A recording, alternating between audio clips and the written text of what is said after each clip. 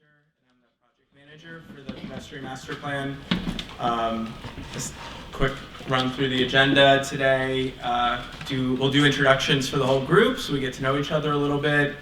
We'll talk about the responsibilities of the advisory group, some of the opportunities that the group has to interact with the project team, what the plan is, what we're working on now for the plan, what we see coming up in the future for the master plan. We'll have a big discussion about what the goals and objectives for the plan should be to really set sort of the aspirations for the plan. We'll have an open-ended discussion about ideas that the project team should look at into the future for pedestrian concerns and other issues that you might have. We'll open up the floor to public comment from people not on the advisory group, and then we'll talk about next steps. So first, we'll do some introductions. My name's Eli. I've been at the Park and Planning Commission for about 1.5 years. And before that, I worked in Silver Spring, also actually at a firm called Tool Design Group, which is a national active transportation planning, engineering, and landscape architecture firm. And I did a lot of safe routes to school plans. I did pedestrian master plans, bicycle master plans, transit access planning for jurisdictions large and small across the country. So I've been with the commission for about 1.5 years. And then my colleagues are seated at the blue table to my right. And if they could introduce themselves from right to left, that would be great. My right, correct. My right. I'm Lauren Pepe. I have also been with the commission for 1.5 years. I'm working with Eli on the pedestrian master plan, as well as doing a lot of just pedestrian and bicycle-related analysis, access to transit stations, things like that. I'm Dave Anspacher. I've been working at the planning department for 10 years. I supervise a group that focuses on multimodal transportation planning, so pedestrian planning, bicycle planning, cluster rapid transit, Purple Line, Vision Zero, all these things are what our group focuses on. Hi, my name is Jessie Cohn. I've only been with the commission for about a month, but I'm leading Vision Zero for the planning department.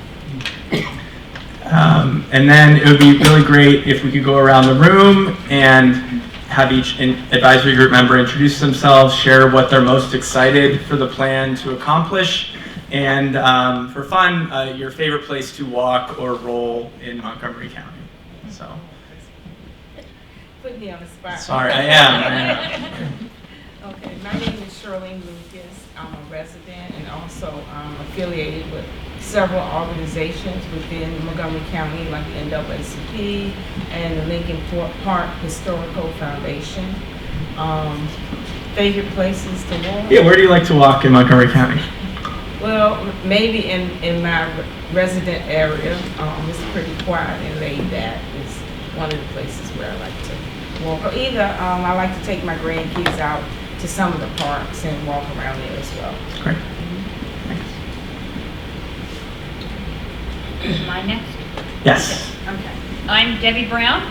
I live in Rockville, and I am excited about the thought that's gone into making this work for everybody, and the idea of encouraging more people to be walking. And there's a few things missing, and I'd like to, get those things interested in. Like, for example, I am still peeved as a county for letting me move the grocery store in my walking neighborhood. So, giving somebody a permit to go somewhere else, but you can only do so much about. But that part of it is left out of the plan, of the things that people want to be able to do in their neighborhood. I like to walk in my own neighborhood, but I don't enjoy it as much anymore because there is, first of all, just not as much good sort of family-related stuff there. And I live near Loman's Plaza, and 15, 20, a long time ago, they used to play this nice music, and it was not loud music. It was when you walk through there. I found that rather pleasant. Some people don't like that, but I find it rather pleasant. I do miss that. So I don't find walking as much fun as I used to maybe 10 or 15 years ago. I'm Helene Rosenheim. I'm from Alney. I'm on the Alney Town Center Advisory Committee on their Pedestrian Safety and Transportation Subcommittee. I chair that, so we're trying to make Alney a more walkable town center area. We've got 2 state highways that intersect in the center of Alney. It's 4 lanes and 6 lanes and difficult to cross, so we're trying to improve walkability in Alney. I like walking around. Great. Hi everybody, I'm Annie Tolkien. I live about 1.5 miles up the road here in Long Branch near Flower and Wayne Avenue. And the thing that I'm most kind of excited about digging into here are the aspects of safety and accessibility and talking about universal design practices as well. And my favorite places to walk around here are Sligo Creek and the Long Branch Trail as well. I'm Paul Klee. I'm on the Up-County Citizen Advisory Board. I live in Darnestown, Maryland. And I like to go running on a regular basis in our community roads. It works well. So I'm an architect, and I also am interested in universal design as well for accessibility. Hi, I'm Cindy Buddington. Person with a disability. I was on the Commission on People with Disabilities. That's how I got interested in this group and the bicycle plan, etc. So I'm interested in making sure that people with disabilities, parents with strollers, elderly, have an easy place to get around and to walk. My favorite place to get around is any place that does not have forced pavement. The smoother the surface, the better I do the cardio trip. Thank you. I'm Mary Beth Cleveland. I'm an orientation ability specialist, so I work with people that are visually impaired, crossing the streets and just kind of getting around. And my favorite place to walk is Rio, which is in Gaithersburg. It's got a lake and it's walking around the water. And if I'm hungry, I can pop in to get something to eat. It's got movies and it's just great. I'm Karen Cordry. I am president of the Kensington Heights Civic Association. We surround the Wheaton Mall. I'm here, though, as the designee of the Montgomery County Civic Federation, for which I'm recording secretary, and so this was not one of my jobs that I would do. I guess I sort of got a lot interested in these issues and started going to some of the meetings that of Christie's Pedestrian, before she was there, I think, the Pedestrian Bicycle Traffic Safety Advisory Committee. Got that one right? You got it right. Back in our 8-year fight with the Costco gas station, I was looking for any issues that would be dealing with that, including parking lot design and pedestrian paths and things like that. So I've stayed interested in those issues as we've gone forward. We thankfully did get a connected sidewalk all the way down McComas Avenue, which makes that a lot easier of a place to walk around now. I do most of my walks these days with my little dog. So we walk briskly and then we stop a lot, and then we walk briskly and we stop a lot. So the other place I always used to like to, lived in 2 other places near there, was Sligo Creek Parkway. So I'm hoping once I get myself retired later this year, I can get back to it a lot more walking and running. That's great. Hi, I'm Anna Purdy, resident. I'm a member of the Forest State Safety Association Traffic Safety Committee, also a member of the Action Committee for Transit. I am excited about this plan because I'm a parent of 2 young children and really wanting to make Montgomery County a safer place for everybody to get around. And my favorite places to walk are Sligo Creek in our neighborhood and all the paved and unpaved trails in the park system. My name is Andy Campbell. I work in downtown Silver Spring and live in Woodmore, so spend a lot of time on foot in the area. Anna stole part of mine. I've also got 2 young children, and being able to design a system that is safe for them and then sets an example for the younger generation going forward, so we can see continued improvement is important to me. As far as getting around, I've actually mapped out a perfect little 5K within Woodmore around my house. Unfortunately, I don't really want to get across Colesville or University, so it's another perfect reason to be here. My name is Javier Gamboa, and I'm a resident, live in Wheaton, and my wife and I just moved into Montgomery County from DC half a year ago, so we're really excited to make our community and not just Wheaton, but the county safer and looking to improve connectivity. And my favorite part to walk is by far Wheaton Regional Park. I'm Bernie Carnes. I'm in Calverton, east part of the county, and I just want to be here too, just to make sure that every county, every place is equitably, servicing everybody with walking, bike riding, the students in the morning going to the bus, just need to have the safety there when it's dark in the morning and dark at night when some people come home and want to walk. I'm Harriet Shangarai, and I'm here representing the African Affairs Advisory Group and community as a whole.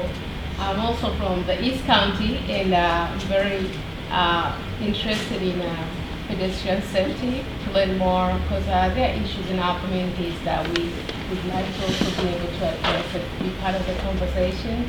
I like to walk in Fairlane Park. It's green, it's soothing, and it's nice. My name is Sanjita Rangwala. I'm representing here the Action Committee for Transit. I'm interested in pedestrian advocacy and transit advocacy through various different organizations in the region. I live in the Four Corners area, like some of others here. I wanted to be safe to access the coming BRT and the commercial area there by any mode of transportation, and I'm not a confident driver either, and scared to drive there, but I find myself walking in there all the time. And favorite place to walk. So I like to hike, and so I like that within a short walk I can get to the Northwest Branch Trail, and there's some fairly nice rugged sections there. You can do a nice long route, and there's sections where you don't even see the neighborhoods that you do. And I think that's really unique and presents the country. Hi everybody, I'm Debbie Trent. I'm the chair of the Middle Eastern American Advisory Group, and so like Harriet, representing that particular ethnic group, but I join everybody else around the room over the great concern for more walking, less car driving, and a lot fewer traffic accidents involving pedestrians. I happen to have just come back from the Middle East, one of the wealthiest countries in the Middle East actually, where you would think that there would be sidewalks because they can afford to build them.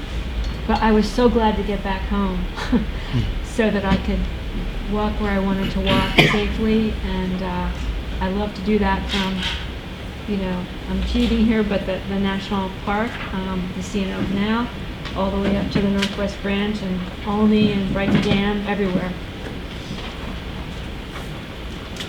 My name is Christy Daphnis. I chair the Montgomery County Pedestrian, Bicycle, and Traffic Safety Advisory Committee. I live in Wheaton, and I'm also involved in some other committees. I have an interest in pedestrian safely broadly, obviously across the county, but also in my own neighborhood of Wheaton Hills. While I'm not representing any other group, I do have 2 children and am active in the Montgomery County Council of PTAs, and some other groups as well. So I'm happy to be here to help get this plan done. I think my favorite place to walk in Montgomery County, oh, that's a hard one.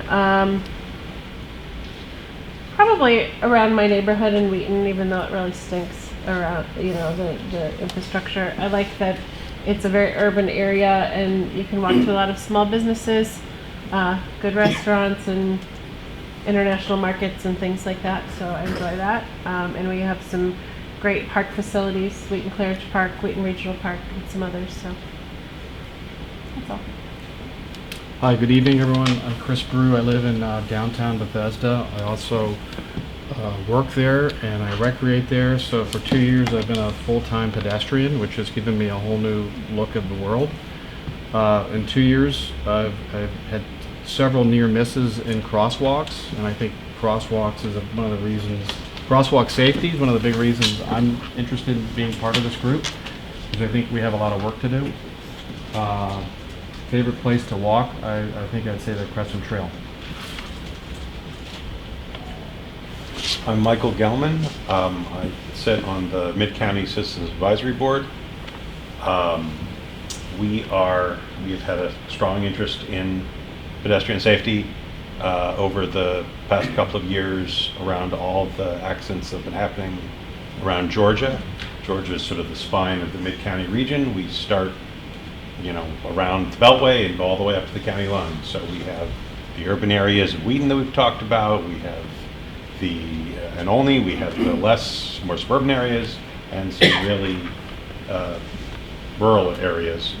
And so all of those, being able to make all of those as pedestrian friendly as possible is what I'm excited about being here. In terms of the places that I like to walk, I'm quite fond of the Henson Trail because it's right by my house. So. Hi, I'm Jason Yang with the Western Montgomery County Citizens Advisory Board. Born and raised in Montgomery County. I live and work in Bethesda. So it's been interesting seeing over the last 34 years how things have changed. I used to really like walking in Bethesda, but it really kind of sucks now. Aside from the construction and just a dead town, with 2 kids, it really points out the lack of accessibility for folks with mobility issues. And it's just not a great walking area anymore. Things I'm interested in are seeing more walkability in terms of live, work, play, and not having to get into the car. Wanting to walk to places where it's an interesting walk versus just, a stretch of, wall or something. But really also I'd like to see people stop dying when they're walking, crossing streets. So that'd be nice. Hi, good evening everyone. My name is Clint Sabrati. I represent the Caribbean American Advisory Group. I'm also a member of the Montgomery County Sierra Club Executive Board. And I work for Montgomery County Department of Transit. I'm a bus operator with a ride-on. So being a driver, I have like a bird's eye view of what I see on the street every day. I see like where we need more improvements in along the crosswalks and everything like that nature. So I'll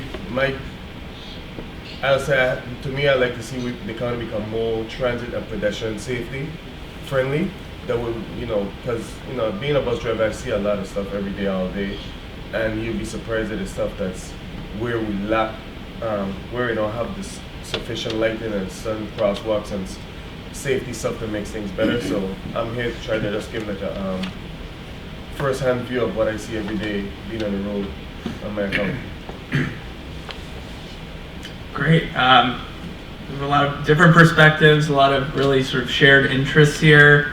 I'm really excited to work with all of you in sort of the months and years ahead, maybe, on making this plan sort of everything that we aspire for it to be. With that, sort of the responsibilities of this group. One, I think check, passionate about pedestrian issues.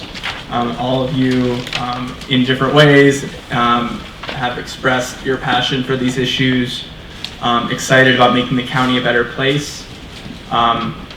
One of the things that will make this group really successful is if we can have a thoughtful and respectful discussion with each other.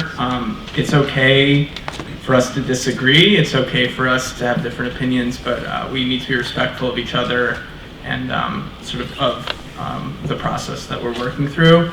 And then another thing that I think would be really great of this group is if we all have sort of community networks that are in our sort of residential neighborhoods or different organizations that we're affiliated with. It would be really helpful to get more information out to those people that may not be aware of this plan, and then also to bring back information to this group and to the project team about concerns or issues that people in your communities and your social circles are experiencing, just so we can have as much information as possible. And then, do you want to talk about sort of the relationship between? Yeah. Well, first of all, we are super excited to have you all here. We're very excited to get this pedestrian plan going, and we're very appreciative of the time commitment that you're giving us and that you're giving the county. We know some of you are coming from very far distances, and it's not always easy to get here, so thank you for that. Yeah, I guess the things that we hope to get from you all, we're going to be putting a lot of materials out in front of you. So we want your thoughts, we want your comments, we want your questions, and we want your ideas. Hopefully, we have a lot of ideas of our own, of course, but we can certainly benefit from the ideas that you have. I think our responsibilities are going to be to thoughtfully review everything that you bring to us, to give you timely, thoughtful responses. We want to make sure to follow up on everything that you bring to this committee. But ultimately, I think Eli and the group, we're going to have to filter through all the information that you give us, decide what goes into the master plan, what doesn't make it into the master plan, what might be future efforts. But we're super excited to have you all here. Great, thanks, Dave. And then just briefly, I'm going to go through sort of what the plan is, what we envision the plan to be. If you've been to one of the kickoff meetings for this plan, you've seen parts of this presentation already. Forgive me. But this is the county's first pedestrian master plan. You may find that hard to believe, you may not find that hard to believe, depending on your perspective.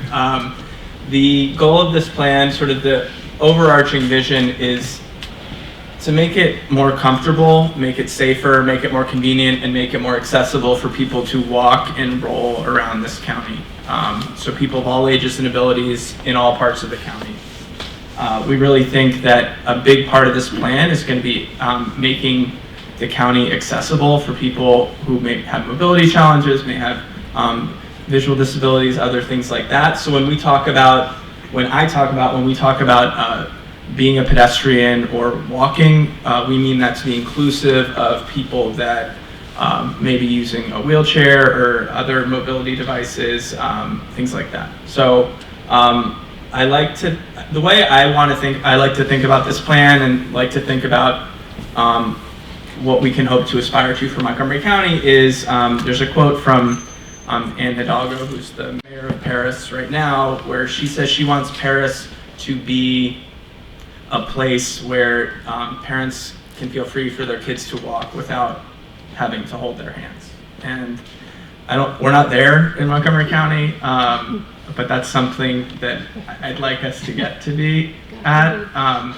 And then another thing, Debbie talked a little bit in her introduction about how there was a grocery store within walking distance of her and it's closed now. I think another part of this plan is we want people to be able to make trips that are within a short distance pedestrian trips. So what that means is there may be a grocery store, there may be parks, there may be other things that are within a distance that you feel comfortable walking, but maybe the roads are too fast, maybe there isn't a sidewalk, maybe there isn't lighting, those sorts of things. We want to make it so instead of driving or maybe not taking that trip at all, people are walking and they're walking with their families and they're walking comfortably and safely. This is not just a plan for sidewalks. It's not just a plan for crosswalks. We really understand that the pedestrian experience is multifaceted. So it's about having enough time to cross the street safely. It's about parking lots that are designed with pedestrians in mind. It's about lighting in the summer. It's about shade in the winter. If it ever snows again, it will be about snow removal. It's about pedestrian detour through construction zones. It's about smooth and flat surfaces to walk and to roll on.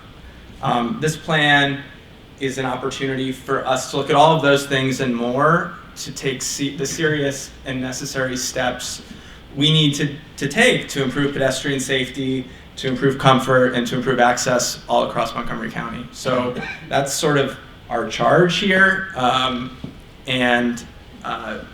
We are just one organization out of many that need to make that happen. On the screen, you can see different logos from different organizations. Montgomery Planning is where we work. We act in this process as sort of the visioning agency. We set, with this master plan, we're creating a vision for how the pedestrian environment, the pedestrian experience in Montgomery County should be for the next 30 years, 40 years, 50 years. And that's a really important role. What we don't do as the planning department is implement this master plan. So by that I mean we will not be building sidewalks. We will not be installing traffic signals. That would be our partners at the State Highway Administration or Montgomery County DOT, Department of Transportation, or in some cases the Parks Department. But we're going to be working with them to make sure this plan is as successful as it can be. Other organizations that we're going to be working with in county government include permitting services. Those are the people who, if you want to develop property, you have to get permits from us, from the planning department, but also from them, and they're responsible for both enforcing, making sure you're building what you've said you're going to build, and when there's construction, making sure that the pedestrian accommodations you provided are in keeping with what you've agreed to and in keeping with the law. The Montgomery County Police Department, obviously, enforcement of traffic safety issues is sort of right in their wheelhouse, so I'll be working with them on that as part of this plan. I think it's really important for us that this plan not sit on a shelf, we don't want to create a plan that has really great recommendations but no follow through. So one of the ways that we're going to be working to make sure that doesn't happen is it is our goal through this process to meet regularly with these different organizations to create buy-in for the recommendations that we all are going to bring to the table, such that when this plan is adopted by council, maybe some of the recommendations have already been implemented by the agencies responsible. So we're going to hopefully hit the ground running when it comes to implementing the plan. And then what I would also like to do is, if things aren't totally sealed up by the time the plan's been adopted, with a project team, it's our goal to sort of put together draft legislation or draft executive regulations or whatever it needs to happen to make it as easy as possible to implement some of the things that we want to do. This plan is closely tied to the county's 2016 Vision Zero resolution. So for those who don't know what Vision Zero is, basically it's a commitment by the county to reduce serious injuries and fatalities on our roads to zero by 2030. This is a really ambitious goal, and it really requires a change in mindset from an approach to our roads where the most important thing is to get from point A to point B as quickly as possible, to an approach that says you want to get between those places as safely as possible. So it's really a change in that regard. One of the action items as part of the 2-year action plan for Vision Zero was to do this pedestrian master plan. We also see the pedestrian master plan as really integral to the way Montgomery County can sort of approach climate issues by making it easier and safer and more comfortable to walk. It's our goal to increase the amount of walking that happens, reduce the amount of driving, and improve the environment in that way. But I mean, aside from all of that, aside from those plans, I think this is a plan whose time has come. Even if we didn't have any of those plans, this is a county where over the past 60 years we've built narrow sidewalks next to high-speed roads. We've built roads without sidewalks. We've built sidewalks. We've built intersections where you can't cross the street safely. We have places even that we may consider generally walkable, like Bethesda, where there are myriad reasons why you can't cross the street or the sidewalks themselves are uncomfortable. This is just a tweet that I found last week, maybe 2 weeks ago now. It's from Pete Pieringer, who's the public information officer from the fire and police departments. That you can be hit by a car in Montgomery County while walking on a sidewalk by the side mirror of a passing vehicle. So that's wild, and that should not happen. So that's just sort of encapsulates the challenge that we have here. That's Viersville Road for you. Yeah, that's Viersville Road. So, but it's also, the state roads are very similar in that way. So that's sort of, we have a pedestrian environment that creates situations like that, but at the same time, there are a ton of people walking in Montgomery County for different reasons. So the picture on the screen is a walk I did with Annie, actually, in the Silver Spring area. We sort of walked the Purple Line route when it's probably colder than it is now, actually, a few months ago. We have a lot of people walking here. In certain parts of the county, based on census data, we know that almost 60% of people are walking as part of a commute trip. So whether that's walking to or from work, walking to the bus to go to work, walking to the metro to go to work. And then, as you've all said in your introductions, people are walking for many other reasons besides work trips, to get groceries, for exercise, to walk the dog, that sort of thing. So the goal of this plan, really, what we see it as, is to make these existing pedestrian trips safer and more comfortable, but also to encourage more people to feel comfortable to walk on a daily basis.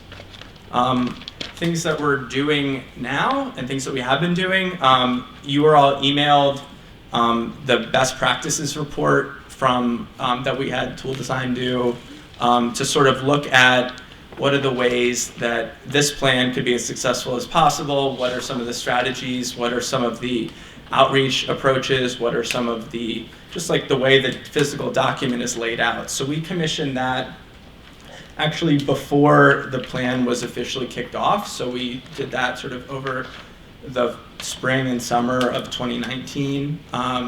And that, if you're in this room or you're listening on the live stream right now, that's also available on our website. You can go to montgomeryplanning.org/walking here, and you can download those materials and all of the materials that we're talking about tonight. So if you have any questions about that report, we can talk about that later or sort of offline. We also have done sort of a very data-driven pedestrian level of comfort analysis. We will be doing and are currently working on this predictive safety analysis, and then I'm also going to talk briefly about the student travel tally that we're doing. So the first thing is a pedestrian level of comfort analysis. It's really important for us that we had a way to quantify the pedestrian experience for a number of reasons. One, we had done something similar for the bicycle master plan, so it was really important to us that if we were looking at something through a bicycle lens, we also were able to look at something through a pedestrian lens. What this analysis does is it breaks down the pedestrian environment, segments, so like sidewalks, streets, crosswalks. It breaks that down into 4 scoring levels. So from very comfortable, being dark blue on the map on the previous slide, through somewhat comfortable, uncomfortable, and unacceptable.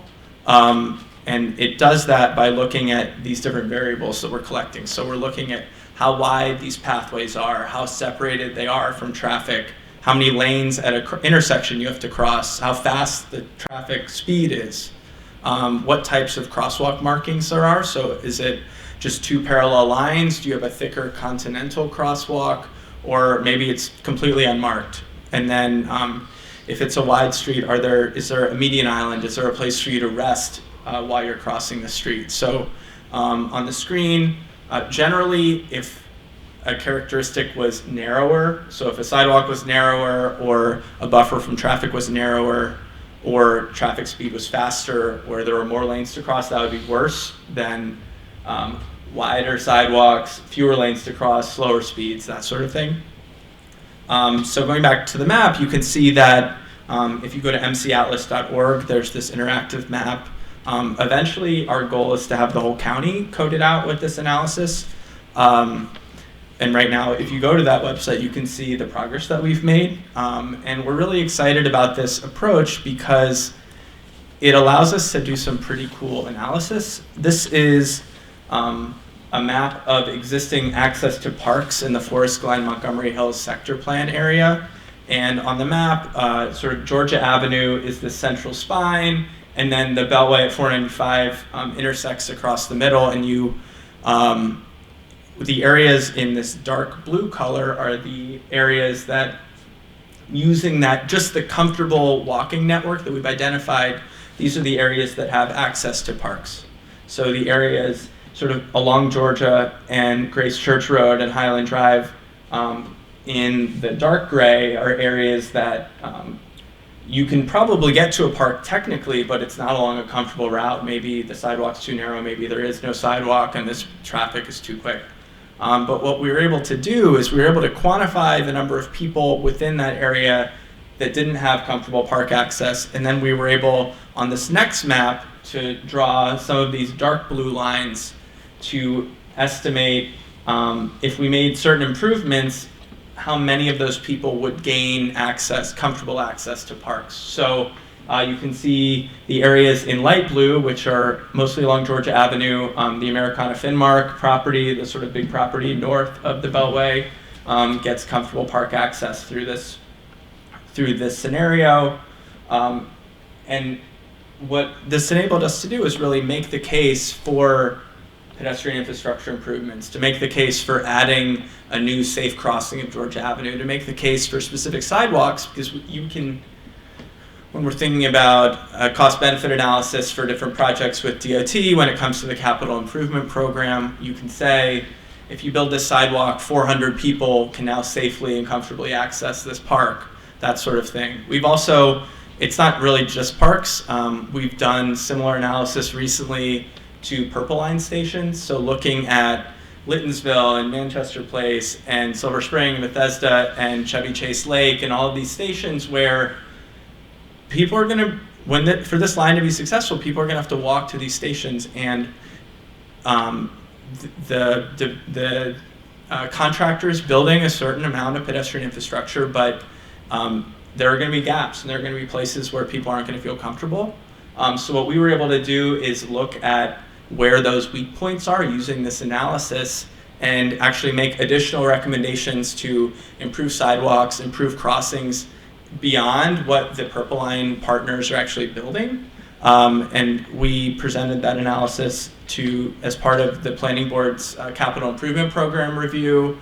And this is something that we're doing a larger report for the Purple Line Transit, the Purple Line Corridor Coalition as well, that we can send out to this group as well. Really just, I think at the end of the day, for us, the data is really important because one, it allows us to prioritize in a way that is sort of need-based.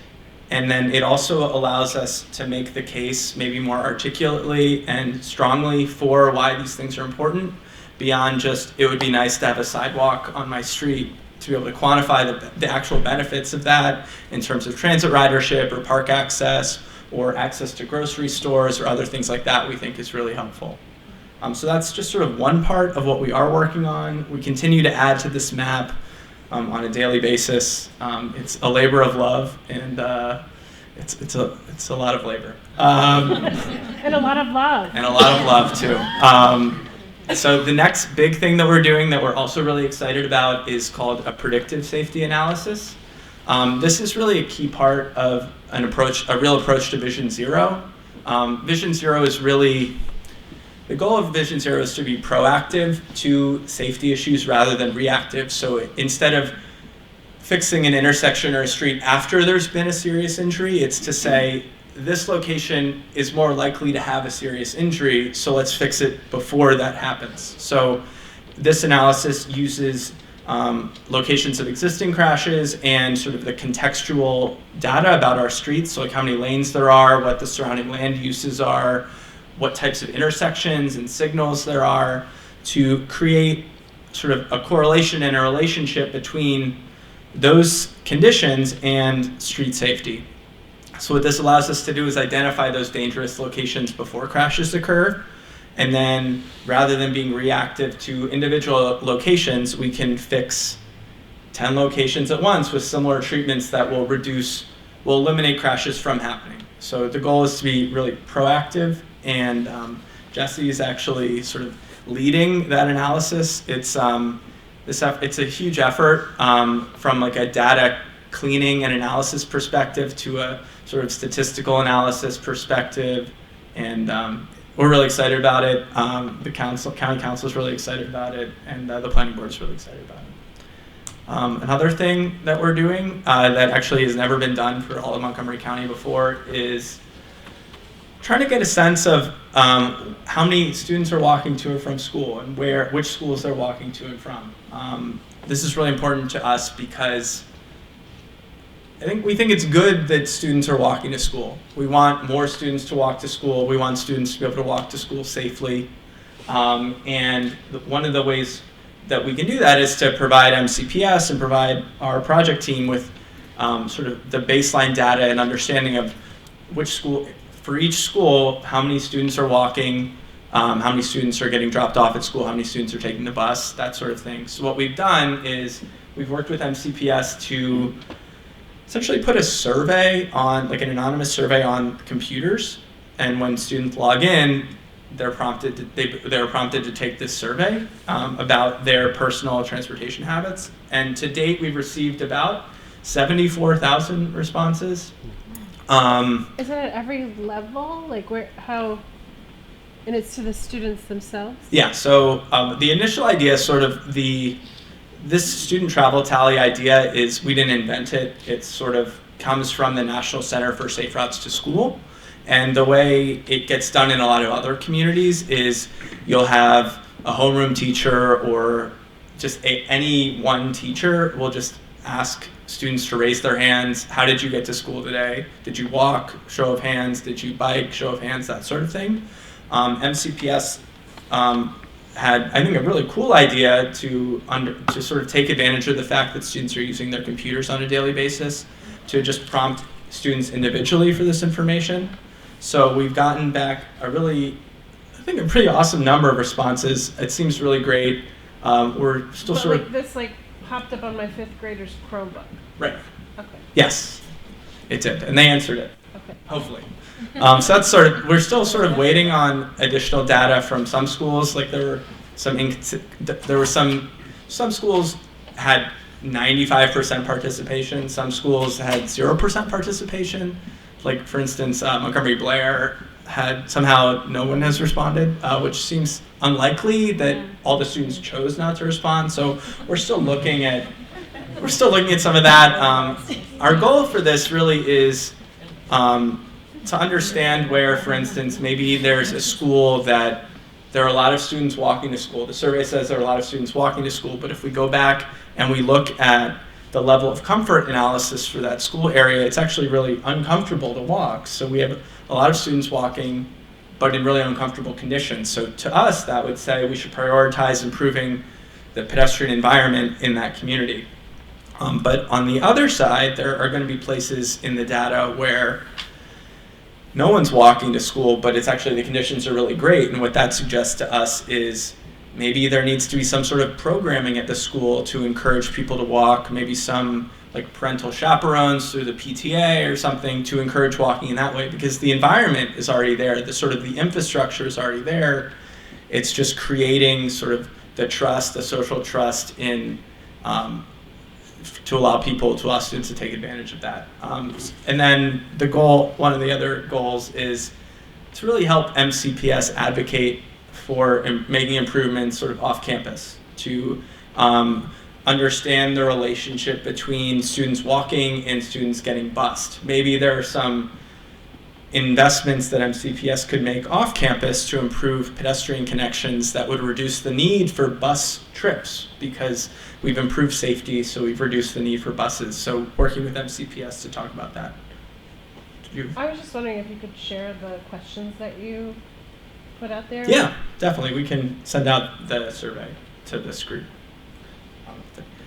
No crazy questions, but yeah, it's cool. And then sort of what's on the horizon for us. We are currently working on sort of submitting through procurement 2 requests for proposals to get some outside assistance. The first is to do a countywide survey. What we'd like to accomplish, I had mentioned that we have census data about walking. The problem with that data is it's really only about the commute trip, the trip to work, and I think we all know in this room that walking happens way more often for reasons that aren't related to work. So what this survey is going to do is for the county as a whole, and then for different smaller geographies of the county, it's going to get us, we're going to find out how often people are walking, how far people are walking, what reasons people are walking for, sort of the biggest stumbling blocks that they face when it comes to walking, and then probably some other questions. And then what that will do is give us a better sense countywide, and then in different geographies, how much walking is actually happening. And then our goal really is to look at when this plan is adopted, maybe 2 years down the line, 4 years down the line, to do the survey again and track our progress in achieving some of our goals. So are more people walking? Do people feel generally that the pedestrian environment is safer than it was when we started this process, that sort of thing. And it'll just be sort of, we have a lot of other performance measures for different plans, and this will be another performance measure that we have in our toolbox. The other thing we're looking to get assistance for is as we develop policy and design recommendations, to get an understanding of what other communities are doing. So what are the best practices in pedestrian lighting? What are the best practices in creating an urban tree canopy? What are the best practices in creating accessible pathways and entranceways and things like that? When we are having our conversations with the Department of Transportation or the State Highway Administration or other agencies, knowing this information really helps us understand sort of the realm, like what's realistic to expect, and provide us the tools we need to make the case for what we want to make the pedestrian environment better. So that's another thing that we're working on. And then interagency coordination, as I mentioned, is something that we're always working on, but we're going to be doing that. And then we're doing this other exciting project now that you all will learn about. We're going to have a briefing as part of this series of advisory group meetings about it, but Dave's going to talk about, it's called the Complete Streets Design Guide. Yeah, so who knows what complete streets are? By show of hands? A little bit? A few hands. So complete streets generally is the idea that that our roadway network should be providing opportunities for people to get to the places that they need to go, whether they're driving, taking the bus, walking, or bicycling.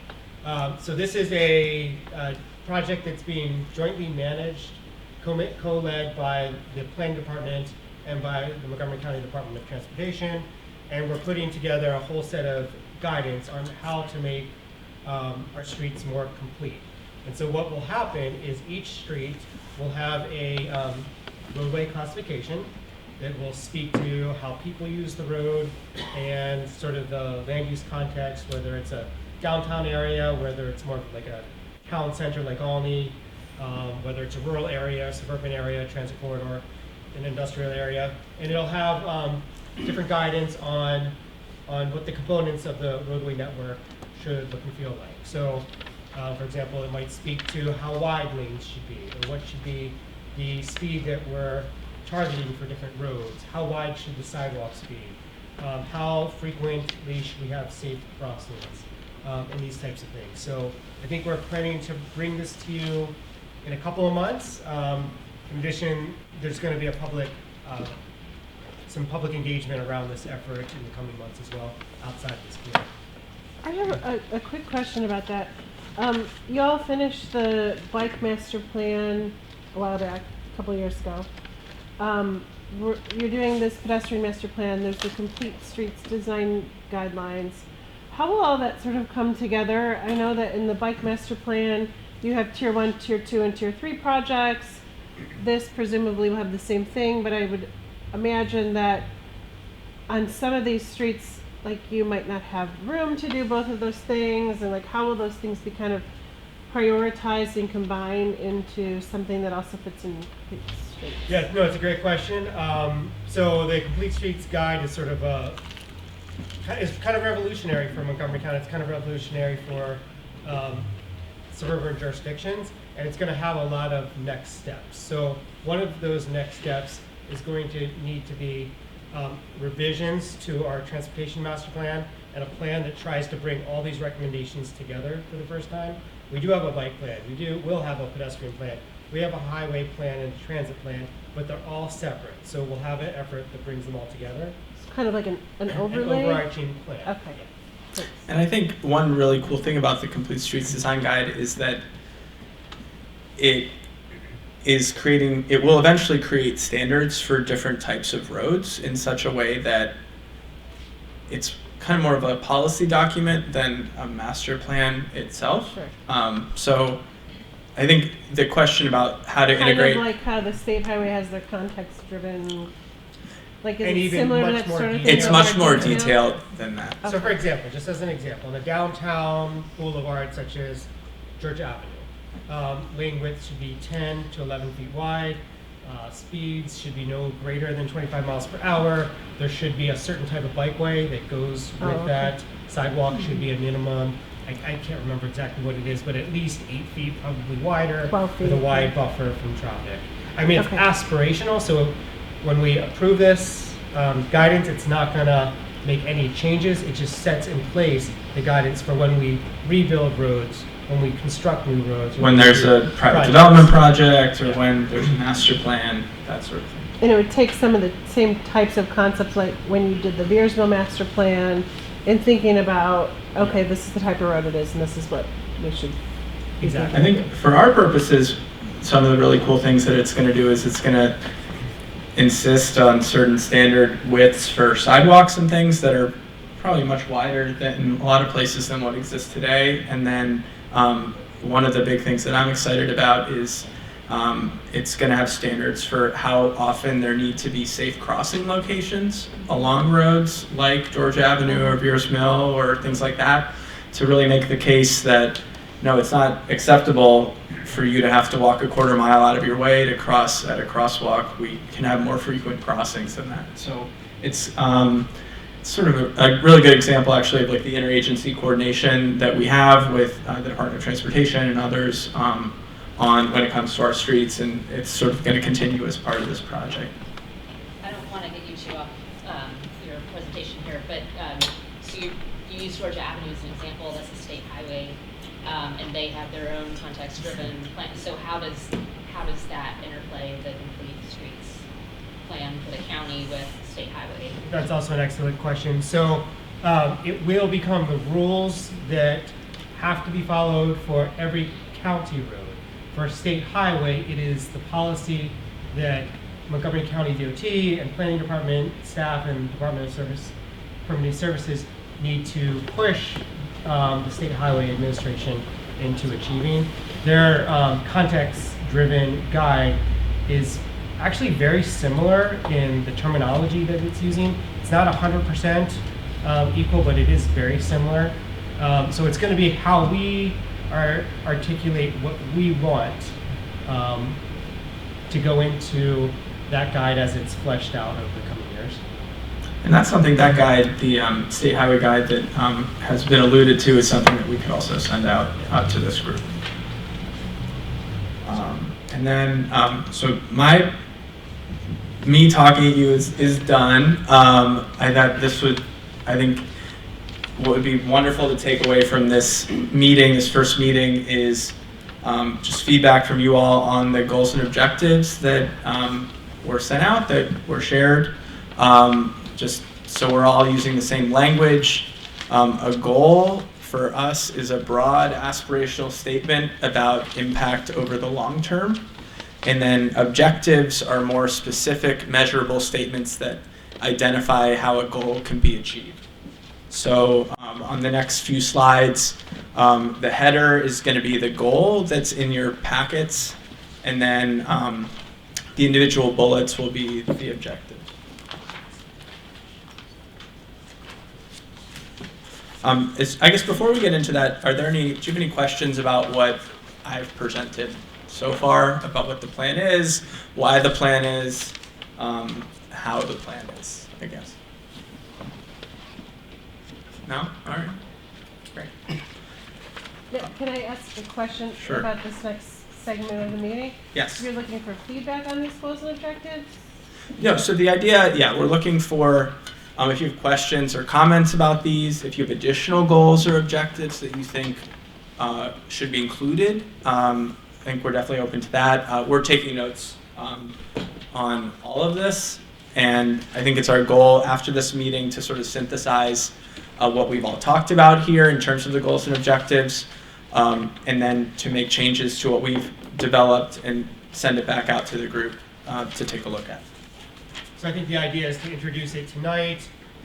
If you need more time to go through things, you can certainly send us comments over the next week or over the next few weeks, definitely. Who would we direct comments to? To you, Eli? To me. You'll yes. share it with others? Yes. Okay. So this is the sort of the core team plus one other person, Juan, who couldn't make it tonight. We are sort of the internal team, and then we also meet at the planning department regularly with other transportation planners. So our division is in charge of countywide planning, but there are different areas of the county that have their own transportation planning staff. So one area is within the Beltway, the second area is sort of out to White Oak and then up the 270 corridor, and then the third area is sort of the more rural agricultural reserve areas, and all of those different areas have transportation planners as well that we coordinate with on this plan, and we incorporate sort of for an internal feedback, just like we're coordinating with you all. So, Eli? yes. When we talk about the goals, and we were talking earlier about the different departments, and that you're setting up the plan, but you're not responsible for how it's built, so to speak, or how it's deployed.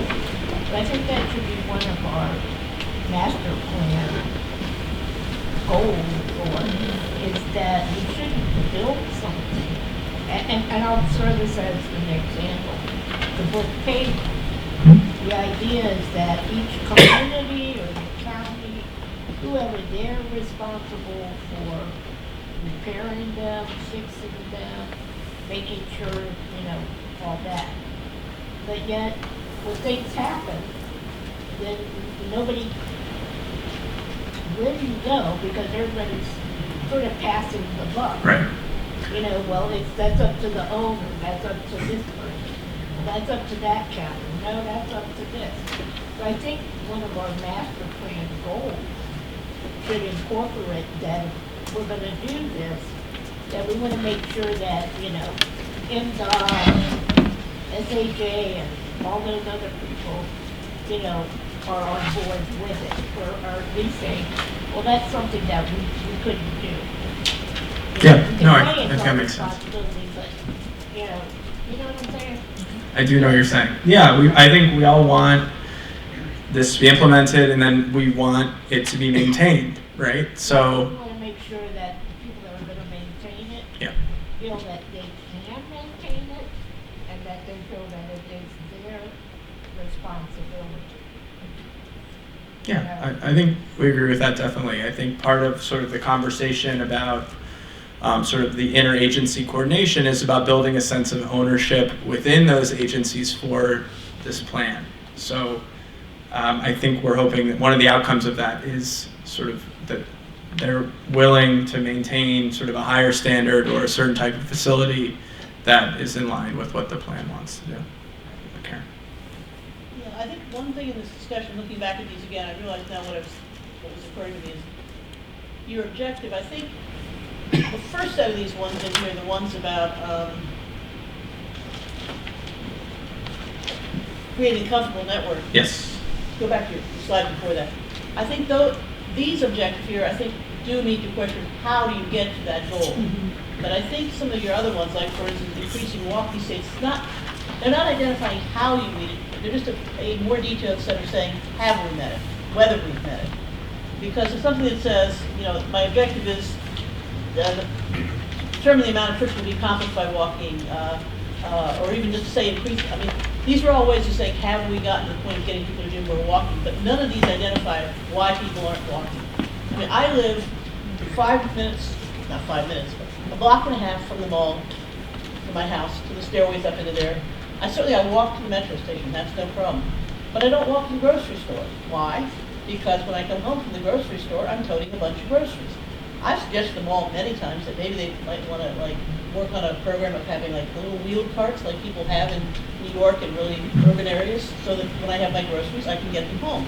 But I drive because I've got 3 or 4 heavy bags of groceries. So I mean, I think there's some thought. I think you need to think a little more on these objectives as to what are some things we can do to make walking more useful to people, and why are people not walking to certain places? Sure. Debbie Brown. One of the things that I think is missing is that one of the things that actually makes you walk more is when there are actually more pedestrians, so that kind of builds on itself, so that if a few people are out there, that others then will follow, just because it starts to feel more safe when there's more people.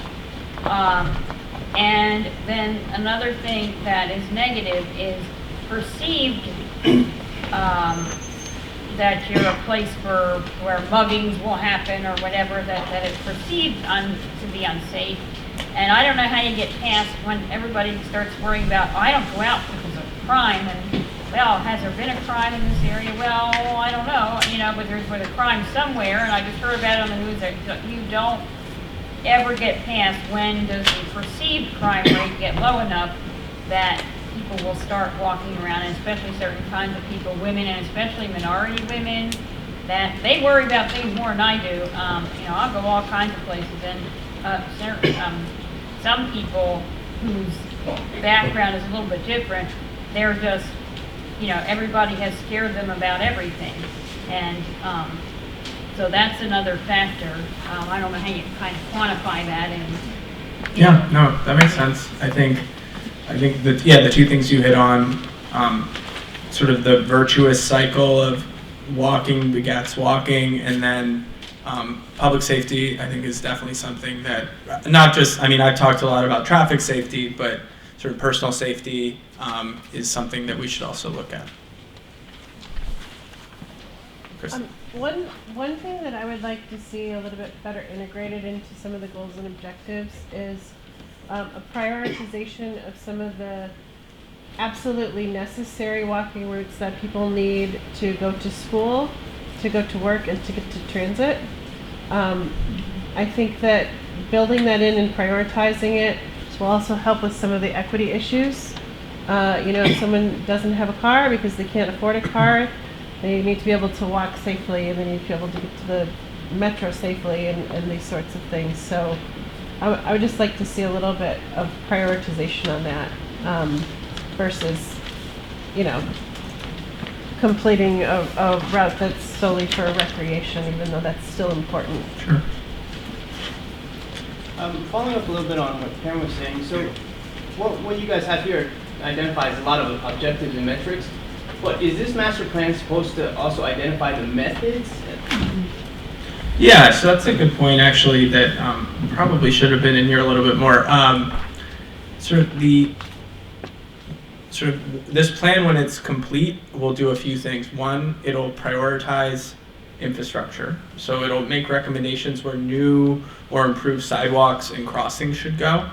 Another thing that we'll do is make recommendations about policy that should be changed. So things like,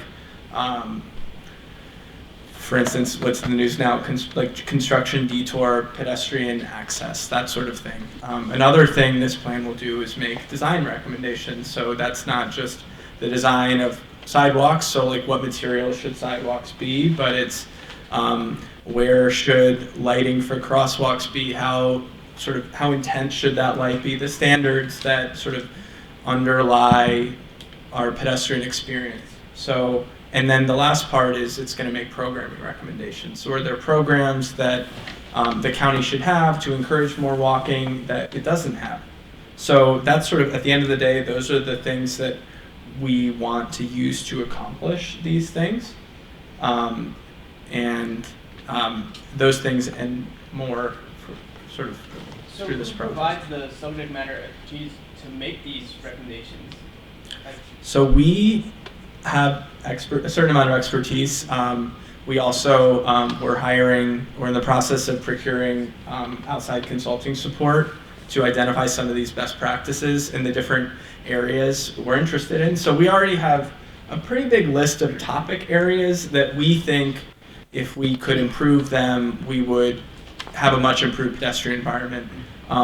But we want to talk to you all about maybe other areas or issues of concern that you have when it comes to pedestrian activity or pedestrian safety that we can then bring to the consulting team and say, we're also interested in these things. What are other communities doing when it comes to this? What are the national standards? What are sort of the international best practices when it comes to these things? So it's our hope to sort of take all of the concerns that we have, use our expertise, the expertise of sort of other consultant support, and then bring forward recommendations that sort of move us in the direction that we want to go. Yeah. So what I'm hearing is this plan will be a tool for the future, right? It'll set the standards, the programs, what we should do going forward. But if in your plan we decide that crosswalks should have 100 lumens to be safe, that's great going forward, right? Yes. But what if how do we find out if 50% of our crosswalks only have 50 lumens and that's why people are getting run over?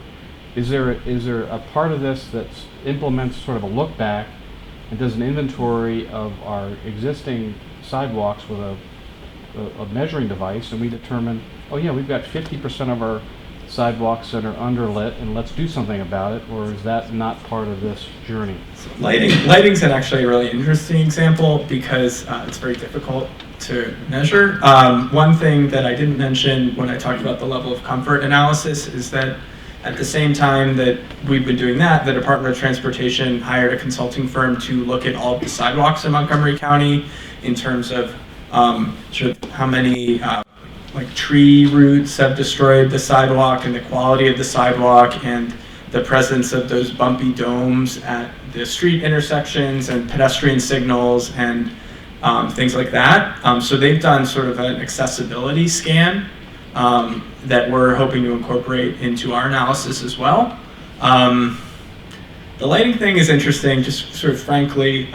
It was one of the things that we wanted to include as a variable in the level of comfort analysis that we were doing. And at the beginning of that process, we had data. There is data about lighting. We just weren't, at the end of the day, weren't very confident in the quality of it. So we didn't include lighting in that analysis. So I think we would love to have an understanding of where there is high quality pedestrian lighting and sort of substandard pedestrian lighting. I think the problem is that just based on our review, I'm not confident there is actually any quality pedestrian lighting of crosswalks or along sidewalks in most of Montgomery County. So I think our interest is in, as those lights are replaced, as new lighting is added, it's done to a standard that over time can improve the quality of lighting. And then when we are reviewing private development, or the Department of Permitting Services is reviewing private development, as these private developments rebuild our streetscape, that the lighting along their frontages is done in a way that is in line with the standards that we've identified. So it's sort of, it's aspirational. Some of the things I think we will be looking back at, like the sidewalk quality and how the sort of the dimensions of the sidewalk and the streetscape space. Lighting is just something that's much more difficult to measure, and we haven't been able to do that or to get data that we were comfortable with about existing conditions. But that's not to say that we can't do that in the future, that could be one of the recommendations of this plan. We've made the determination that it is so time-consuming and expensive to collect this data that we can't do that as part of this plan, but a recommendation could be that that is a critical thing we need to look at. Yes. Thank you, Dave. You kind of clear a little bit of what you just set up for me, but like what Chris just said, you know, I'm a bus operator. I drive the bus. I live up county and I do most of my routes up county. I'm one of the first buses, first thing in the morning. And throughout most of the streets, it's pitch black. So most of the time I can't even see the passengers on the side of the street by the bus stops. Because, you know, it's 4 something in the morning. They have low lighting or no lighting at all. So, and then some of them by the bus stop, they have those big branches hanging over where whatever light is there, it's already done shaded so you can't see anything. So if we're going to be able to give more recommendation on where we should have lighting also, okay, that's good because like I said, being a bus operator, I see it almost every day, all day. You have a really interesting perspective. Yeah. I'm glad that you're here. I mean, maybe one recommendation is a technology recommendation that all of our bus drivers who are the front line seeing all this stuff can report traffic signals out, lights out, and you have an app on your phone and somebody deals with it. I mean, that would make a lot of sense. Maybe that could be a recommendation we come up with. We have like where we actually send some of the data into, like, they have a part within the department you send if you see a sign down, you see branches down, but it never reached the point where they said, like, if you think it need more lighting by a bus stop or anything like that. Now that would be something good that we could actually do. That's a great idea. Harry. Yes, I was just wondering, would this plan possibly provide some kind of room for MCPS to collaborate with you? Because some of the bus stops where the students have to run to, you find it like you have intersections and cars are coming, some might stop, some might not stop. And you're wondering if there's a way that you can build that into this plan to identify bus stops for these kids? Yeah, I think a couple people in this room have been coordinating over the past several months with MCPS to create not just a bus stop safety issue sort of in response to the students that were hit on Georgia Avenue in Aspen Hill, but just sort of lighting a fire under the MCPS administration to sort of view walking and being a pedestrian on the way to school as an important thing that they should be encouraging. So yeah, I think we have a good relationship with MCPS, and we will be coordinating with them to sort of improve those conditions. And I think my goal would be, there's a huge budget that MCPS spends every year on busing students, and some of those students are bused very short distances because they've decided it's too dangerous for them to cross certain streets. In Aspen Hill, again, for instance, Harmony Hills Elementary is surrounded by, it has a catchment area that extends beyond Georgia Avenue, but the MCPS has decided that Georgia Avenue is too unsafe for elementary students to cross, rightfully so. So students get bused about a quarter mile across Georgia Avenue to their school. And what I'm thinking would be sort of a better, more efficient use of the tremendous budget that we have for transportation would be to make some improvements to Georgia Avenue itself, which maybe costs more up front than running this bus year after year. But over time, if we can make it safer for students to walk to school, we get all of the health benefits of that, all of the sort of independence benefits of that, and we're not running the buses, so we have the environmental benefits, and they save money in the long run. So that situation plays out in hundreds or thousands of places across the county. So if we can sort of expand that out, the sort of mindset of transportation to include improving the environment around it, I think we'll be better off. So, can I just add to that? Because I'm one of those people that's been advocating for safer bus routes. Didn't want to put anyone on the spot. Sorry. That was one reason I was trying to also make the point of kind of prioritizing certain types of connections, like routes to school. Because if we can kind of build into this plan certain distances around a school, for example, where you would want to make sure there's really safe infrastructure, that helps to set that expectation not just with MCPS, but also with MCDOT and State Highway Administration. And, if we can have a place, as an advocate, we can have a place to point to in a master plan that says, this is a high priority and this is kind of the way it should be done to ideally get people walking. I think that would be a really good thing for us to do. And with kind of taking that to the next step, going through some of these objectives, there's a lot of counting exercises that lend themselves to it's easiest for us to add 27 trees along this one pathway, but where is it most impactful to add those 27 trees? Where does it make the biggest difference to the most amount of pedestrians within the county, so that we can focus more on helping more people and less on just putting in a certain number of trees? Yeah, I hear you. I think some of these objectives and metrics are sort of outcome driven, and some of them are sort of input driven, and those sort of like the ones you mentioned are not as satisfying because you can sort of just add trees wherever, for instance, in this example, and get credit for it. So I think we are thinking about that, and I think that makes a lot of sense. I think another thing that we're thinking about is we have to be able to measure all these things and quantify them.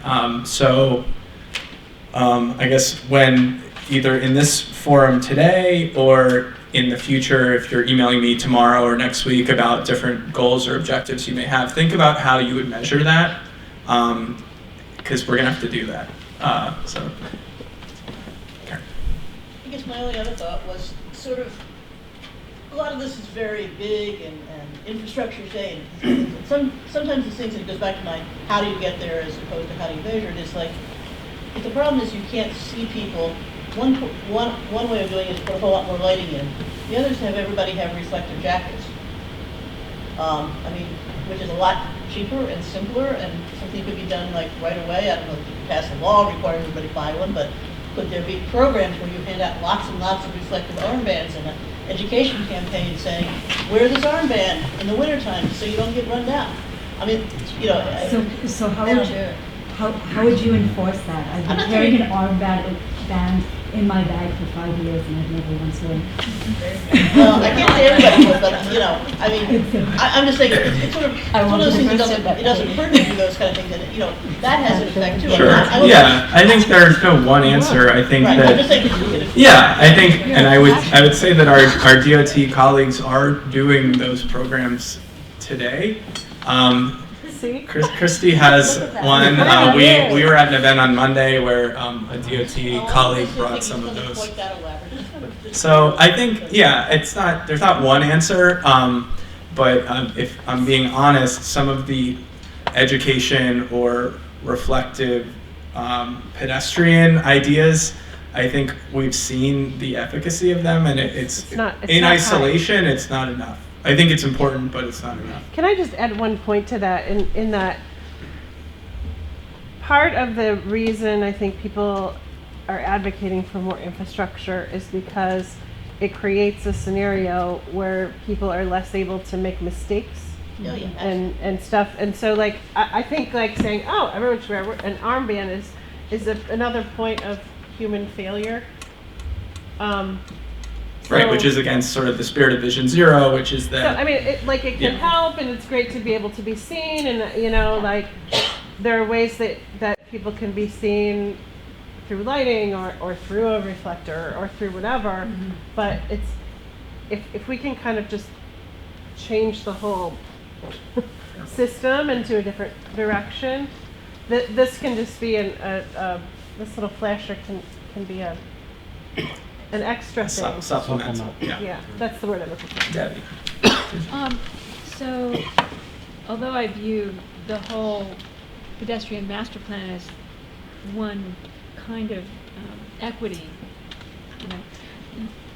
the particular goal for building an equitable and just pedestrian network, I'm wondering where that interface with the new Racial Equity and Social Justice Act is going to be, or if this is representative, this goal is representative of the kind of collaboration with that staff that's now this is sort of our first effort to do that.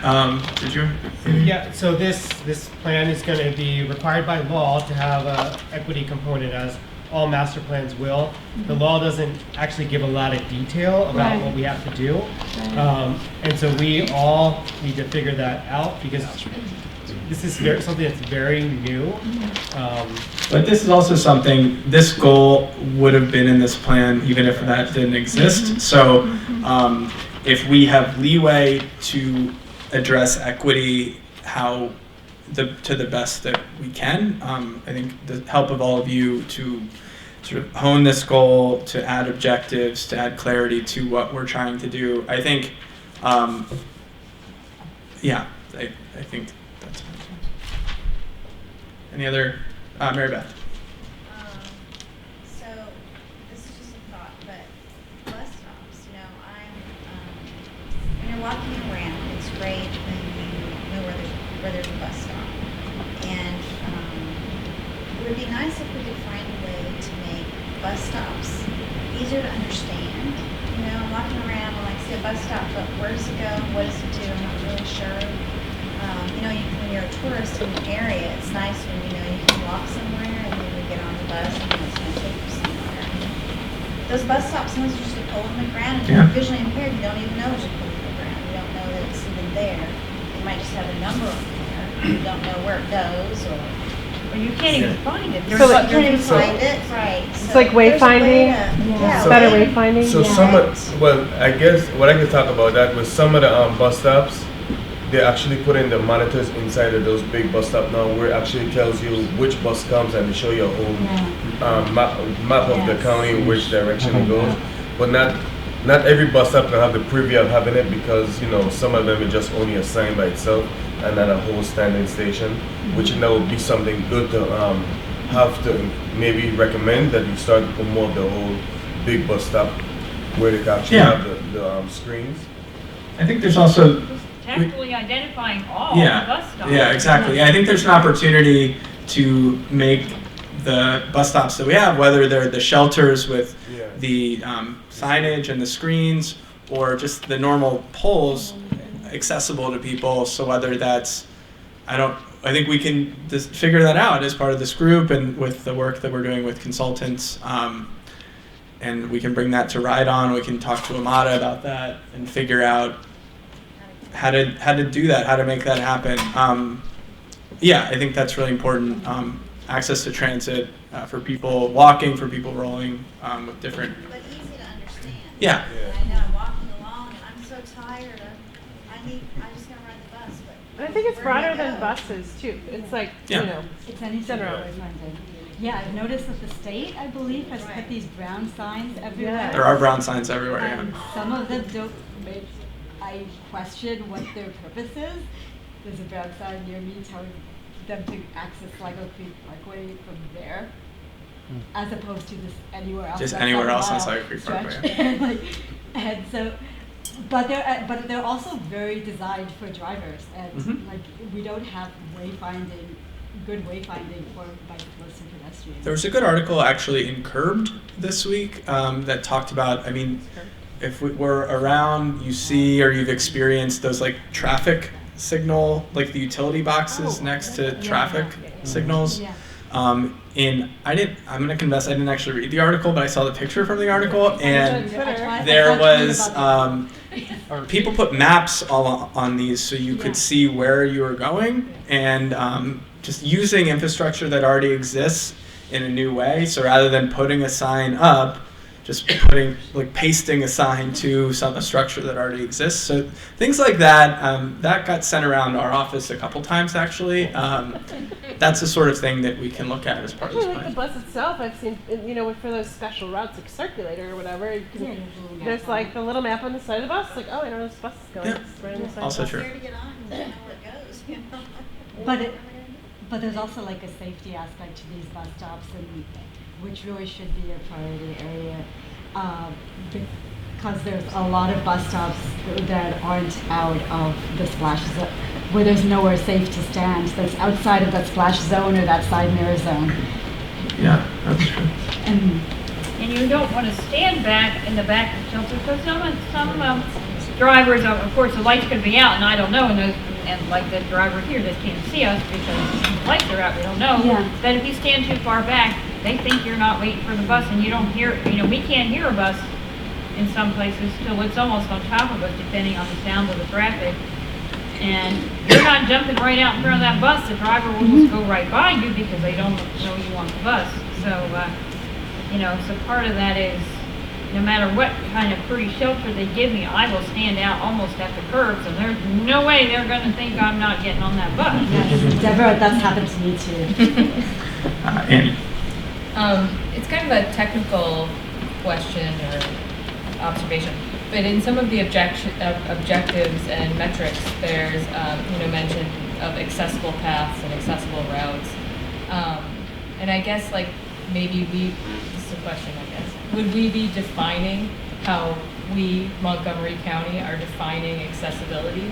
Like, are we looking at things like beyond technical ADA compliance, ADA being the Americans with Disabilities Act, but would that be the aspiration to go, like, if we decided to go beyond the technical compliance standards, or do we have to fall within? I mean, yes, that is.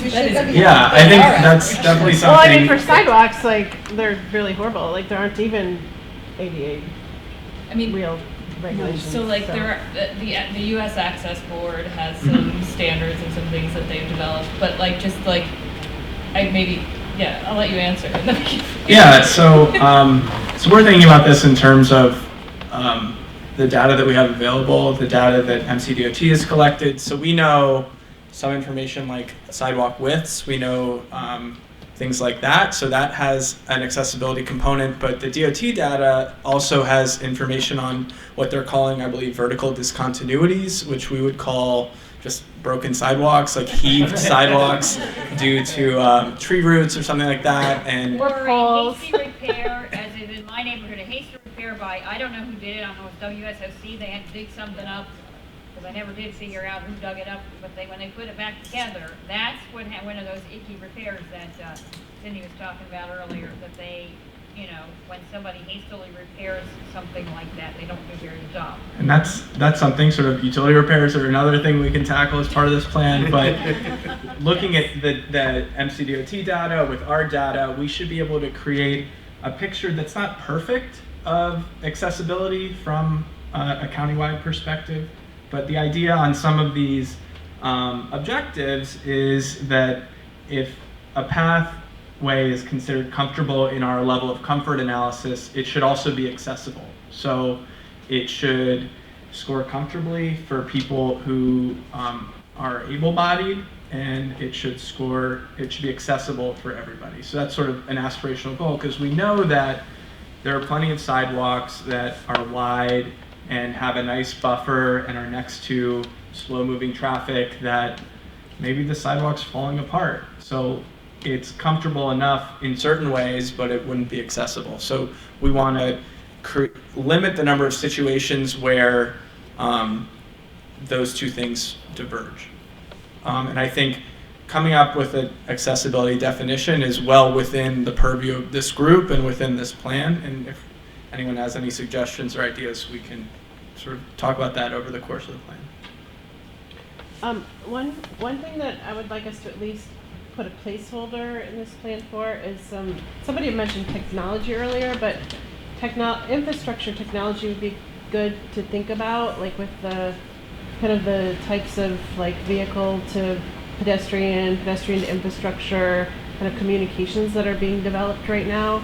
Like it just would be good to think about how we might want to contextualize that in some of these different types of environments. So that would be like sensors that can see pedestrians or something like that. And even it gets into stuff like the bus wayfinding. Just as one example, I know there's been an accessibility issue with the floating bus stops, and there's been a suggestion that maybe you could put sensors in the bus stops and things like that, but that's one example. Another example might be some of the apps and other things that are coming into the marketplace that you can carry as a pedestrian that makes it so cars can see you or know that you're there or whatever. I mean, Sure. there's just That's a lot really of stuff that are kind of cutting edge technologies right now, but this, I presume, will be a long-term plan, so just kind of putting a placeholder in there would be nice. I don't want to depend on a lot of that stuff. First of all, you don't want to require people to buy $1,000 phones to be, that's not accessibility. Sure, I guess I wouldn't say put it in there in a way where people need to depend on it, but acknowledge that this is where technology is kind of going. Yeah, I think it's, yeah, I also, like Debbie, sort of am hesitant to, obviously, I think you didn't say this, and I don't think you mean this, to like require something like that, but the plan should be aware that that is happening and should weigh in some way how Montgomery County should respond to something like that. I think that that's a huge equity issue. Yes, absolutely. Yeah, so I was just thinking two things. One, which is kind of tying into this, is envisioning what you could put on the sign poles that would give you that, whether it's something that goes to an app or something that just talks to you or whatever.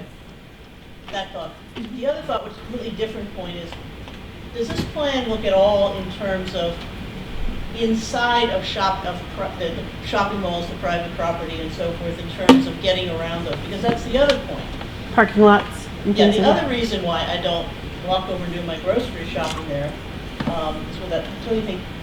There is no way that there's no sidewalk around Wheaton Mall, the vast majority of it, even though they promised us one as part of warehouse, not the gas station, but the warehouse, but we've never gotten that. And you step out, you have to step right out in the middle of a road at which people are zooming along. You go through there, they allow them to build a warehouse with literally no more than the width of my foot between the wall of the warehouse and the road. So a 14-inch piece of concrete there. So, you have to walk through this busy road in order to get over to, these areas where you're trying to go to. So I think it's something that you have to really think about. If you're trying to get people to make trips, their shopping trips, as one of your pieces there, I think you're going to have to start looking at the way that shopping centers are designed. Yeah. No, definitely. I think that a large number of crashes involving pedestrians happen in parking lots, and parking lot design is something that, as the plan, we actually do have control over in the planning department and with in the Department of Permitting Services. So I think you're right. I think this plan, sort of unlike the bike plan or unlike some of our other functional countywide plans, people are pedestrians in public space, and they're also pedestrians in private space, both outside of buildings and inside of buildings. So if we have recommendations as part of this group that are about how buildings are built or sort of the internal layout of buildings, I think that's also worth exploring. It's sort of, we're in a unique position as pedestrians in that we don't lock our bike and go in a building or park our car or whatever, we just walk in. So it's sort of the continuation of the same experience. I think with that, please send me ideas about the goals and objectives over the next few weeks. If there are any other issues or topics you think we should be discussing, or ideas, sort of like pet peeves that you have about the pedestrian environment, also feel free to share those.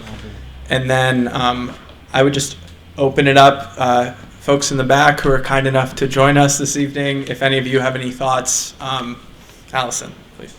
So it was a great discussion tonight, and I'm one of the other people who's been working with MCPS through the Montgomery County Council of PTAs. We've been really putting a lot of pressure on MCPS to increase its traffic safety, and particularly pedestrian safety, and we're keenly aware of the students who have recently been hit and killed, unfortunately. So part of that has me thinking that one thing that would be great is to not silo off the way we so often do, where we look at planning and we look at parks and we look at schools, and integrating schools into the equation more. And I think that's going to take some creative stuff. I think it's great that you're soliciting data, and I've been so happy to help you all, and I will continue to push for that. And we've heard a lot of positive. That's really gotten a lot of parents excited. Parents are really glad that that's being done. I've heard from a lot of parents who are happy about it. What isn't happening is we need to maybe communicate about this plan to the leadership of MCPS, specifically to school principals, And I would really love to work with you, Eli, on identifying some points in the year when all the principals are gathered together for trainings.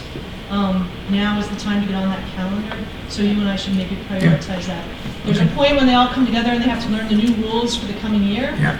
And if we have all the principals from the whole county in one room and we can say, hey, we're doing this pedestrian plan, I guarantee you probably 80% of them are completely oblivious to this plan. Not because they're oblivious people and they don't care about it, but because they just have a lot. Yeah, they're they have to busy do. people. Sure. Principals are really, so that's one thing. I think talking directly to school administrators, not just to the people in Carver, which is the building over there near Montgomery College, but talking to the actual administrators at schools as much as possible as you go through this over the next couple of years is going to be really, really key. A lot of them really do literally stay up at night worrying about kids being hit. So that's one thing. The other thing is incorporating the trail system, not siloing off our extremely excellent trail system. I love to be a pedestrian. I walk everywhere. One thing that strikes me in Maryland that's very different from Virginia is that in Virginia, they see their park trails as part of their commuter system. They light some of their trails, and they acknowledge that it would be good if bikers could use park trails as a way to commute to work. Here, for some reason, we have always thought there's play and there's work. You go out, you do heart-healthy walking, and then you go and you drive to work. And more and more, I think, as people are looking for accessibility, sadly, I know of an example in my neighborhood where a child was traveling to Sligo Middle School about 4 or 5 years ago from downtown Silver Spring, and they were riding on the Sligo Creek Trail and they were struck on Forest Glen. And they were commuting to school and not connecting those dots, literally, of it's perfectly logical that they should be able to ride their bike using the Sligo Creek Trail. I think any way we can make sure that trails are good for recreation. I'm a big hiker, but thinking that trails can also be commuter routes, can be viable arteries to go and get your groceries, can be viable arteries to go into church. That is a huge quality of life issue. So, and I think WMATA is part of that as well. Definitely, yeah. I think Parks is our sister agency, sort of in the commission, and in our internal group where we also have the local area transportation planners. We also have the new senior trails planner, Darren Fluchet, who you may know, and other park staff. So Parks is really excited to be part of this. I think they are bought in to what you're describing. So I think we're going to make it happen. I think that's a mindset, though. Yeah, sure. And that's the thing is that I actually think that the parks people are already thinking that way. I'm not so sure, it would be nice to convince more people to understand trails are not just for... Sure, yes. I was wondering whether there are plans to involve the county's ADA compliance office at some point in this, because they are deep into accessibility, obviously, and countywide. They also have good contacts around the country and indeed the world from their other people doing compliance. They'd be good for best practice. Yeah, that's a great point. I think we'll reach out to them very shortly. We've also met, I've presented this similar presentation to the Commission on People with Disabilities, and we're very closely connected to that group. But yeah, it's a really great point. Thank you. Sorry, yeah, in the back. I was just making a good point that in the schools, but the problem I recognize is sidewalks around our neighborhood school, and it comes up every year. And immediately the lister lights up with trees. We won't have any trees if we have sidewalks. They were the partners that were working with to try to get arborists or whatever, and just kind of and that mindset that you can't have trees and sidewalks. That is actually a gigantic issue. It is bigger than people want to acknowledge. I get a lot of emails every week about it. Yeah, a couple things. I'm John Whitmore. In terms of trees and sidewalks, sometimes just adjusting their sidewalk design a little bit will let them avoid trees. And you can adjust the design change materials, curve the path, whatever you need to do to avoid the tree. Or if the street's wide enough, even bump out move it out into the street. Yeah. And you go over to Kensington, you can see an example of that where they did that, and an example on the Fairfax Road in your right, just narrow the street. I produced a TV series called Perils for Pedestrians. The website pedestrians.org and a blog. There's a lot of information on there. A recent episode, I did an interview about the Portland pedestrian plan a couple years ago, the Indianapolis pedestrian plan, the evacuation, find North Vancouver, Nashville, quite a few. And you might find some of that information informative or useful. My blog, I have an example there of signal control boxes with artwork, and an example from Victoria, British Columbia, where they have maps on them. Great. So, there's a lot of information. Yeah, I think that's awesome. Yeah, in the back. Yeah, back to trees. I'm from a historic neighborhood, and my house is over 100 years old, and we have frontage which is filled with very old growth trees. And we have been told by the State Highway Administration that they put sidewalks in, the trees are gone. So, first of all, that is not an ADA requirement size sidewalk that you're seeing up Sure, yeah. It's because they take 5 feet, but naturally they take 15 feet of people's front yards. And in our case, over 20 old growth trees would come out of just our yard, 1 yard. And that will also affect the trees further back because arborists have now done research that if you kill one tree, the others of its species may also die. An example of that is also in Capitol View Park where they put in ADA trees. 1/3 of the forest is gone. And every time I go by, more and more trees have fallen over and collapsed. So I would hope that the Forestry Committee will respect historic neighborhoods, especially designated historic, and those neighborhoods that are well established where people have large trees and beautiful flowers and everything else up along the roads in the neighborhood. And with all of this, just to compare Capitol View, as I mentioned, they want to put in they want to take out 15 feet of our front yard.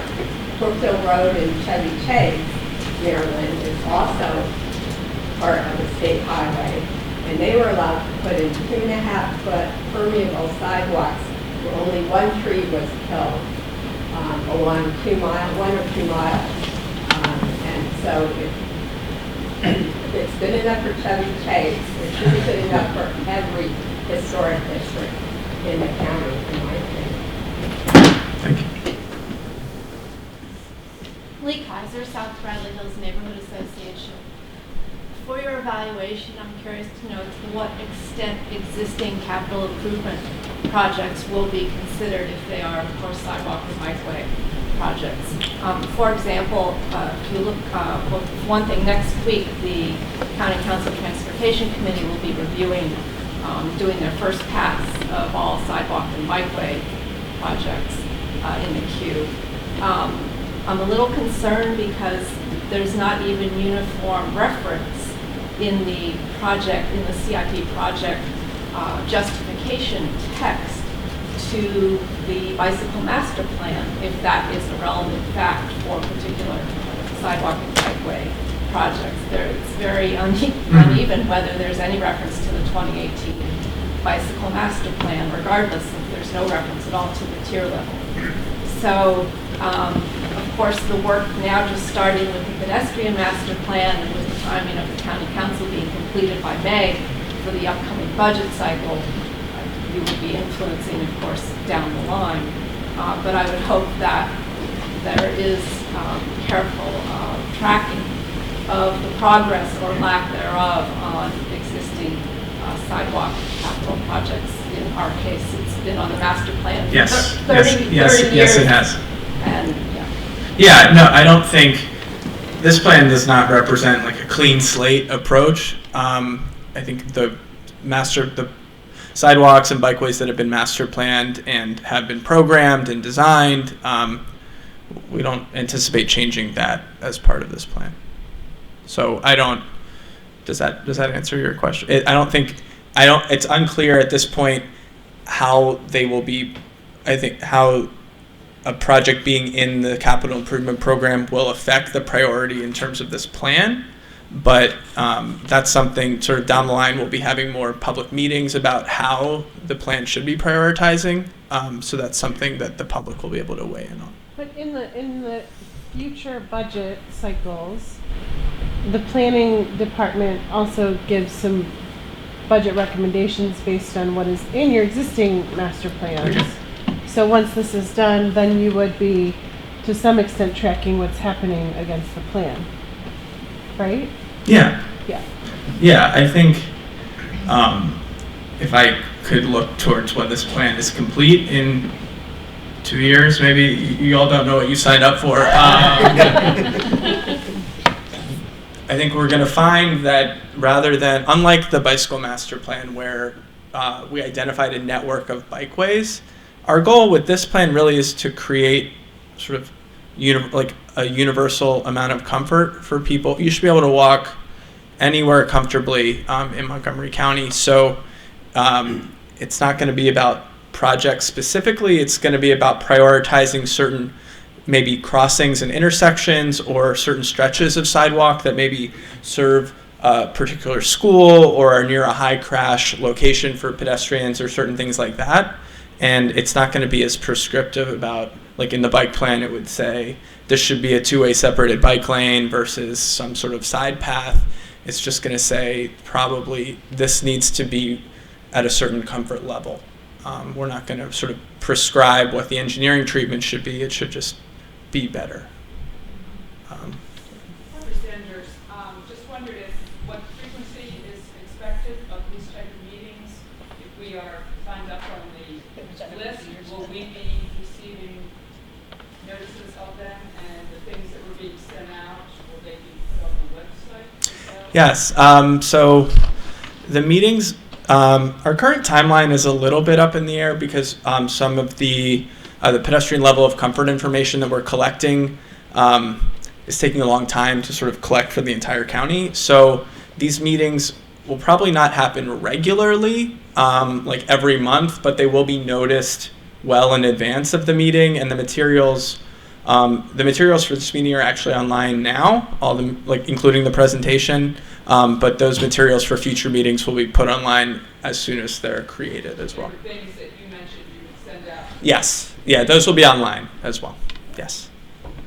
Sorry, yeah, Helene. Getting back to what she was just talking about, I think part of what she's saying is it might be useful to go through the CIP now to see what projects had sidewalk pedestrian issues that you want to kind of keep track of, so that when we are done, you can go back and say, this is a project that needs to. Yeah, that makes sense. Yeah, thank you. There's 6-year plans and things get pushed. So Yes. Yeah. There's probably a lot of projects that we could influence that are in the plan now. That's true. Yeah, that's a really good point. Oh, you're, sorry, overcarried. Yeah, sorry. Catherine Lucas McKay. I am a downtown resident and a member of the Silver Spring Cab. One of the questions that I have, and forgive me if this was mentioned in the first 30 minutes before I arrived, is around the role of public safety officials and officers and budgets in both your work developing this plan and in thinking around what pedestrian safety means in the county. Because that is something that in downtown we have struggled with, lack of presence, but then also this week we have seen that potentially when officers have discretion to enforce pedestrian safety laws, what they do is go after men of color walking in the street with no sidewalk. So I feel like that's an important part of your group's work, but I also just am wondering like where it actually fits in your jurisdiction and the work that you're doing going forward. Yeah, that's a great question. We touched on it a little bit before you got here, I guess, just in that we'll be collaborating a lot with our partners in different agencies, and the police department is definitely one of them. I think there's a lot that can be done from a traffic safety enforcement perspective in the county, and this plan is sort of just one of the levers that we have to influence that. So if you have any thoughts on what could be improved, feel free to send them my way, and I think it gets into the equity issue, it gets into the safety issue. Enforcement is sort of one of the components traditionally of a successful Vision Zero program, and I know the police department is thinking about that in certain ways when it comes to automated traffic enforcement and cameras like that, but I think there's a lot more that can be done. Doesn't enforcement, if you're getting to enforcement, isn't that a bit of failing design? Yeah, absolutely right. Yeah. So it's sort of a multi-pronged approach. But yeah, I think you're right. Traditionally, if the speed limit's 25 and people are going 45, the engineering response would be to make the street such that you can only go 25. And enforcement is sort of a patch on top of that. So I think we're thinking about that, but in the short term, before roads can be reconstructed, there's some sort of interim measures that are needed.